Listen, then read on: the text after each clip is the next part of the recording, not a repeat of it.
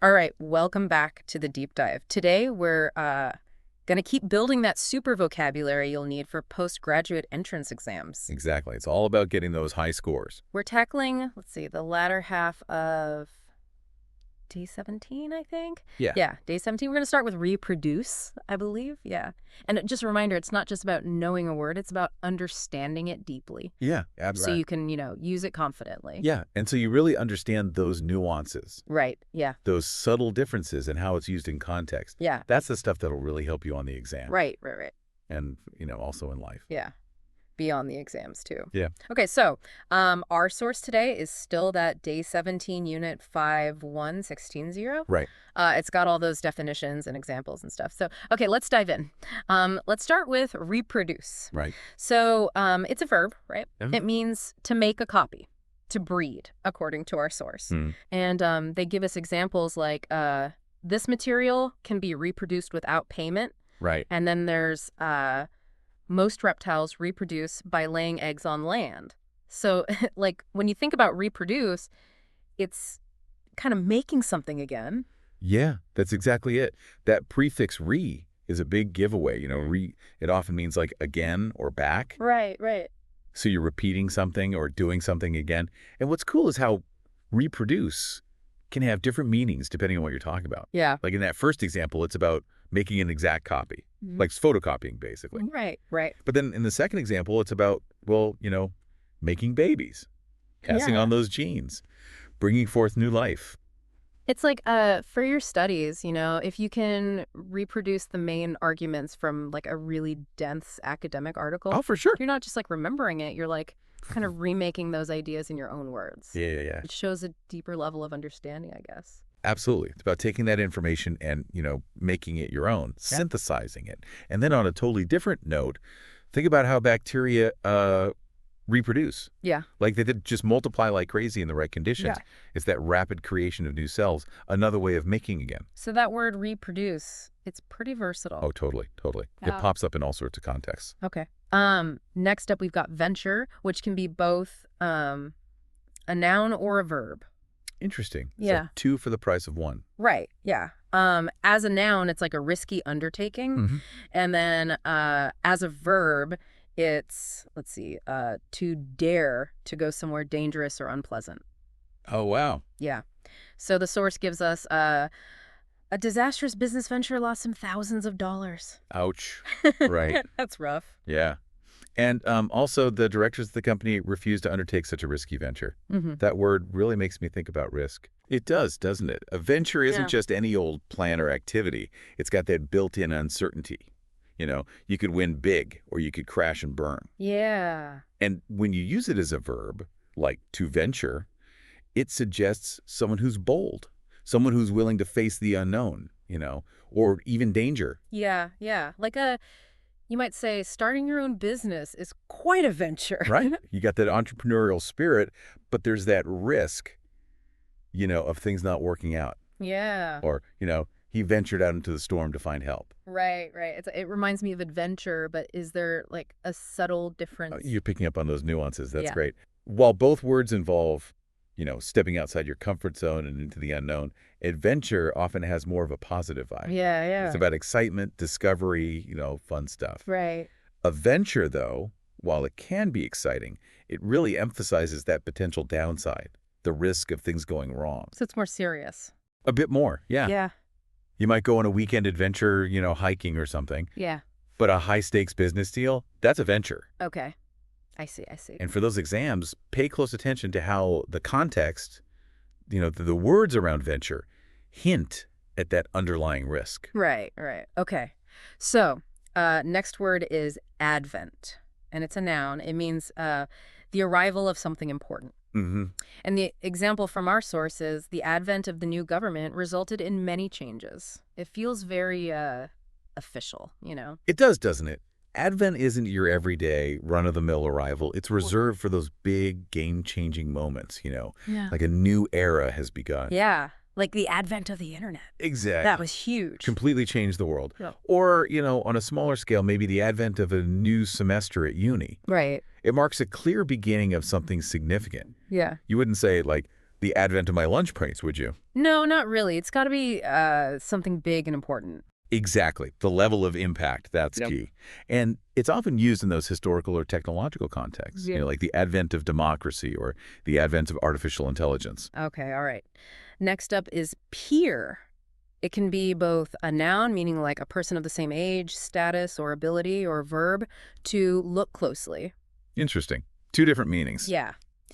And the examples from the source are she enjoys the respect of her peers. And this one, that whispered message, half invitation and half forcing, is what most of us think of when we hear the words peer pressure. Oh, yeah. That one's a classic. Right. It really gets to the heart of social dynamics. Yeah, yeah. I mean, as a noun, peer is all about those who are on your level.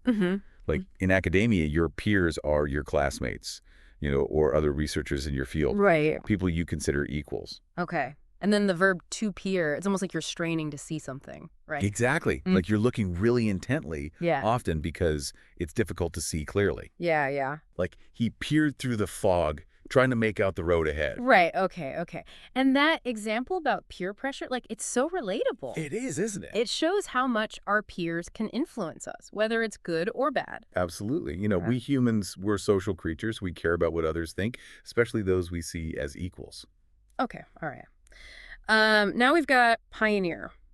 As a noun, it means a person who's among the first to explore or settle a new country or area, or someone who's the first to use or apply a new method, area of knowledge, or activity. Wow. So they're breaking new ground, Yep. literally or figuratively. Exactly. And as a verb, it's to develop or be the first to use or apply something new. So it's all about being at the forefront. Yeah. The trailblazer, the innovator. The source gives us examples like the school was an early pioneer of the technique, and two anthropologist linguists were pioneers in describing many native languages of North and South America during the first half of the 20th century. Wow. Shaping the field. Yeah. So, like, Marie Curie was a pioneer in the field of, radioactivity? Yeah, she was a groundbreaking scientist. Right. And, a company that's creating those self-driving cars, they could be called pioneers in AI technology or something like that. Absolutely. It's about that spirit of innovation,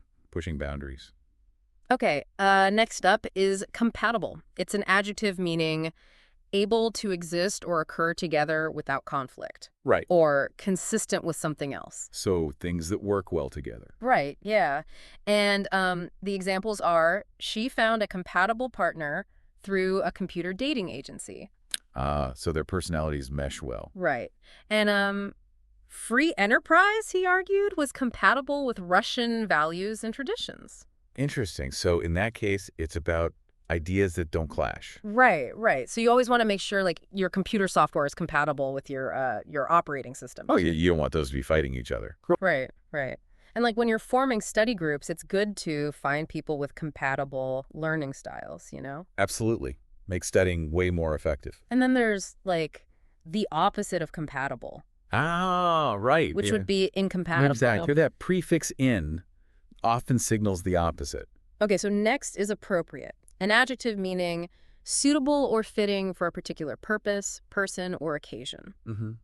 So context is key here. Totally. Like, the source gives us jeans are not appropriate for a formal party. Definitely not. And also, meanwhile, this policy does nothing to ensure that the homework students receive is meaningful or appropriate to their age and the subject. Right. So it has to be suitable for the situation and the audience. Yeah. It's like you always hear about wearing appropriate clothes for a job interview. Oh, yeah. First impressions are everything. Right. And in academic writing, you have to use appropriate language, too. Absolutely. It's all about that academic register. Okay. Now let's look at property, a noun meaning a thing or things belonging to someone, or like real estate. Right. So the examples are, this building is government property. So it belongs to the government. Right. And the price of property has risen enormously.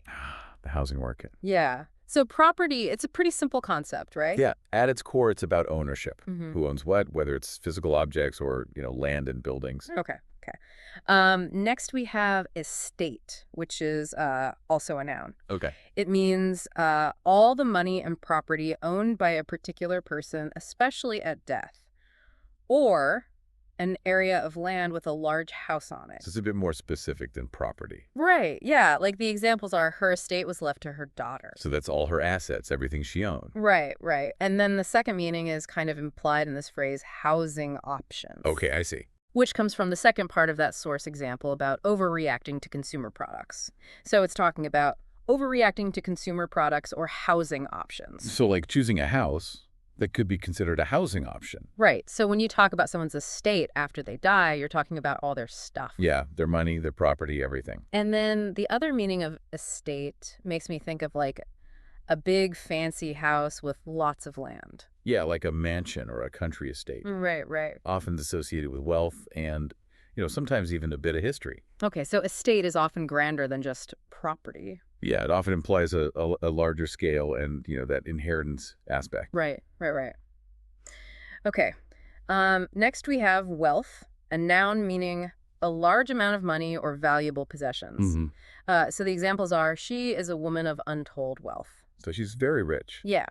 And the new manager brings a great wealth of experience to the job. So that's not talking about money, right? No, it's talking about an abundance of something valuable, but not necessarily material. Mm-hmm. Like knowledge, experience, skills. Right, right. So a country's natural resources can contribute to its wealth. Absolutely. Those are valuable assets. But you could also say that someone has a wealth of information on a certain topic. Exactly. It's about having a lot of something valuable, whether it's tangible or intangible. Okay. Now we have poverty, which is a noun meaning the state of being extremely poor. Right, the opposite of wealth. Yeah, pretty much. The examples are many elderly people live in poverty. That's unfortunately a reality in many places. Yeah. So poverty is a serious issue that affects many people around the world. Absolutely. It's a global challenge. Okay. Next is worthy, an adjective meaning having or showing the qualities or merit that deserve something specified.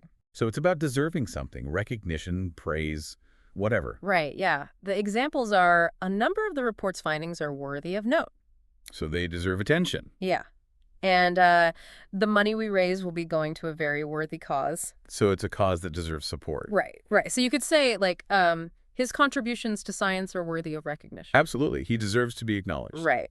And the source also mentions some related words. Okay. Like what? Like worth, which can be a noun meaning like value or merit, or an adjective meaning something has a certain value. Right, right. And then worthwhile, which is an adjective describing something that's important or enjoyable enough to justify spending time or money on it. Okay, I see. So you could say, like, this book is well worth reading. Yeah, that makes sense. Okay. Now we have bless, a verb meaning to ask for God's favor or protection, or to consecrate. Right, so it's got a religious connotation. Yeah. And the example is, we're blessed with 5 lovely grandchildren. Oh, that's sweet. Yeah.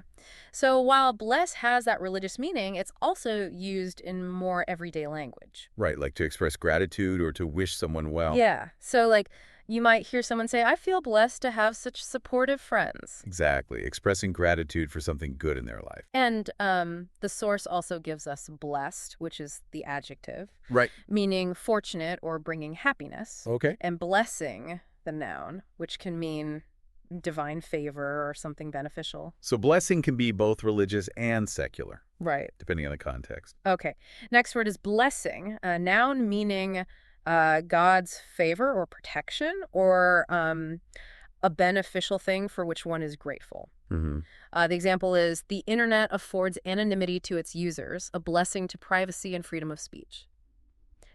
Here, it's used in that second sense. Exactly. It's not about divine intervention, but rather about a positive consequence, something advantageous. Okay. Something you're thankful for. Right. So, like, having access to online study resources is a real blessing for students. Absolutely. It makes studying so much easier and more effective. Okay. Next up, we have possess, a verb meaning to have or own something. Right. The examples are, I'm afraid he doesn't possess a sense of humor. Poor guy. Yeah. And as late as 1969, a third of American professors did not possess a doctoral degree. Interesting. Yeah. So possess, it can refer to both tangible and intangible things. Exactly. You can possess physical objects, but also qualities, characteristics, even knowledge. Right. So you could say, like, to be a good leader, you need to possess strong communication skills. Absolutely. Those are essential qualities for a leader. And the source also mentions the noun form of possess, which is possession. Right. So that refers to the state of owning something or the thing that is owned. Okay. Next, we have asset, a noun with a two-part definition. A useful or valuable thing, person or quality, and property owned by a person or company regarded as having value and available to meet debts, commitments, or legacies. Wow, that's a mouthful. It is, yeah. But basically, an asset is anything that's beneficial or has value. Right. It can be a tangible thing, like property, or intangible, like skills or knowledge. Yeah. The examples are, she'll be an asset to the team. So she brings valuable skills or qualities. Right. And data is becoming an asset which needs to be guarded as much as any other asset. Data is a valuable commodity. Yeah. So strong analytical skills are an asset in any field. Absolutely. They help you solve problems and make good decisions. Right. And that second example highlights how important data security is these days. Yeah, protecting data is crucial for businesses and individuals alike. Okay, now let's talk about upset. It can be an adjective meaning unhappy, annoyed, or worried, or a verb meaning to make someone unhappy, annoyed, or worried. Right, so it covers both the feeling and the action of causing that feeling. Yeah. The examples are, there's no point getting upset about it. So try to stay calm. Right. Yeah. And if it is trying to upset Google, it has chosen an indirect method. So there, someone is trying to cause trouble for Google. Yeah. So, it's normal to feel upset sometimes. Oh, for sure. Everyone gets upset from time to time. Right. Like, I was upset that I didn't do well on the exam. That's understandable. Exams can be stressful. But it's important to not dwell on those negative feelings. Yeah, try to learn from your mistakes and move on. Okay. Next we have settle, a verb with two main meanings. To resolve or conclude, and to adopt a more steady or secure way of life. Interesting. Two quite different meanings. Yeah.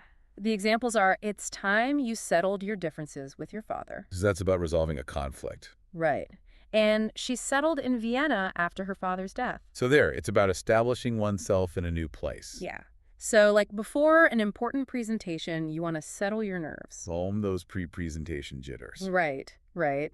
And after graduation, many students settle in a city where they can find work. Makes sense. They're starting their careers and building a life. And our source also gives us the noun form settlement, which can refer to an agreement that ends a dispute or the act of establishing oneself in a new place. Okay, I see how those relate to the verb. Okay, next up is dwell, a verb meaning to live in or at a specified place. Okay. The examples are, he dwelt in a ruined cottage on the hillside. For 10 years, she dwelled among the nomads of North America. And it was specifically to provide city dwellers with spaces for leisure. So it's a more formal way of saying live. Yeah, it sounds a bit old-fashioned. It does, doesn't it? Like something you'd read in a novel or a historical text. Yeah, you wouldn't really say, I dwell in a modern apartment. No, not really. It doesn't quite fit the context. And the source also gives us dweller, someone who lives in a particular place, and dwelling, a place where someone lives. So dweller is the person and dwelling is the place. Right. Easy to remember. Okay, speaking of dwelling, that's our next word. Right. It's a noun meaning a house, apartment, or other place of residence. So basically a synonym for home, but more formal. Yeah, the examples are, the development will consist of 66 dwellings and a number of offices. So it's often used in official contexts, like urban planning. Right, and in one case, many researchers have located hundreds of small rural villages and individual dwellings by using aerial photographs. So there's used in a more academic context. Yeah, so like you might read in a news article about a shortage of affordable dwellings in a city. Right, it sounds more formal and official than just saying homes. Okay. Moving on to handle. It can be both a verb, meaning to deal with or control, and a noun, a part by which something is held. So you can handle a situation or you can hold on to a handle. Right, but for our purposes, we're going to focus on the verb. Okay, sounds good. The examples are, a new man was appointed to handle the crisis. So he's in charge of dealing with a difficult situation. Right, and when the skills mismatch is in the broader economy, though, the focus usually turns to government to handle. So the government is expected to address the problem. Yeah. So, like, it's important to learn how to handle stress effectively, especially during exam season. Absolutely. Good stress management is crucial for success. Okay. Next up is manage, a verb meaning to be in charge of or to succeed in doing something difficult. Okay, so it's about being in control or accomplishing something challenging. Right. The examples are, we need people who are good at managing. So people who can lead and organize effectively. Yeah, and they can manage to have a job in one place and a family in another. So they're able to balance those different responsibilities. Right, so good time management is essential for students. Absolutely. It helps you prioritize tasks and get everything done. And like, you might say, I managed to finish the assignment on time despite all the distractions. So you accomplish something despite the challenges. Yeah. Yeah, and the source gives us management, the noun, Right. manager, the person who manages, and manageable, meaning able to be managed. Okay, I see. Okay.